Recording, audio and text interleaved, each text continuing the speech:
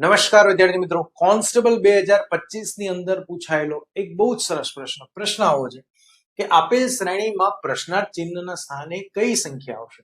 હવે તમે જો આ સિરીઝ જોશો તો 45, 48, 51 આપ્યા છે, પછી 21, 24, 27 આપે છે, પછી આપણે સંખ્યા શોધવાની છે અને પછી 12 અને 15 આપે છે. હવે જો તમે આખી શ્રેણી જોશો ને તો કોઈ સંબંધ દેખાશે નહીં, પણ તમારે જોવાનું શું છે, તો તમારે અહીંયા એ જોવાનું છે કે એ તો 3 ના જોડકામાં તમે સંખ્યાઓ જોશો ને તો તમને કઈક સંબંધ દેખાશે.